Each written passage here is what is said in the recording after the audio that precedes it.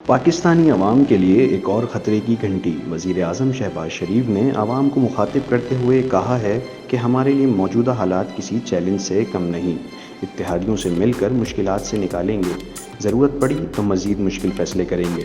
وزیر اعظم شہباز شریف کی زیر صدارت وفاقی کابینہ کا اجلاس ہوا، جس میں وزیر اعظم نے IMF سے مذاکرات پر قوم کو اعتماد میں لینے کا فیصلہ کیا ہے۔ کابینہ اجلاس کے بعد میڈیا سے گفتگو کرتے ہوئے وزیر اعظم نے کہا کہ گزشتہ حکومت کی ناقص کارکردگی کی وجہ سے ہمیں بڑا معاشی چیلنج ملا۔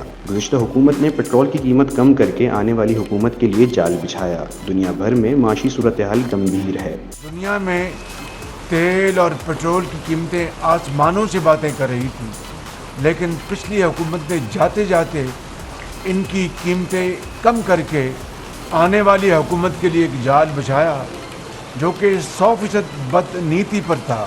قیمتیں تیزی سے بڑھ رہی ہیں، مجبوراً پیٹرول کی قیمتیں بڑھانا پڑی۔ 7 کروڑ لوگوں کو ریلیف فراہم کرنے کا فیصلہ کیا گیا، انہیں 2000 روپے مہینہ دیا جا رہا ہے۔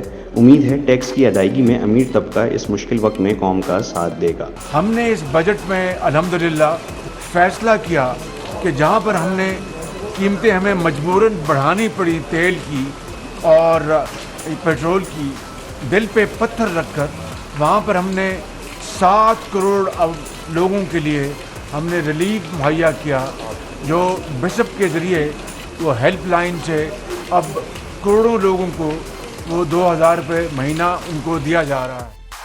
اس سے قبل وفاقی وزیر خزانہ مفتاح اسماعیل نے اجلاس میں بریفنگ دیتے ہوئے بتایا کہ پیٹرولیم مصنوعات کی قیمتوں میں اضافے کا IMF سے کوئی تعلق نہیں، اضافہ عالمی سطح پر مہنگائی کی وجہ سے ہے۔ پہلا بجٹ ہے جب امیروں پر ٹیکس اور غریبوں کو ریلیف دیا گیا۔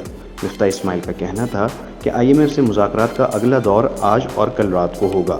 IMF سے مذاکرات میں پیش رفت ہوگی۔ دوسری جانب وزیر اعظم شہباز شریف کے بیان پر PTI کے پارلیمانی لیڈر سندھ اسمبلی خرم شیر زمان نے رد عمل دیتے ہوئے کہا ہے کہ چیری بلاسم کی مکمل گفتگو میں صرف منافقت کے سوا کچھ نہیں تھا۔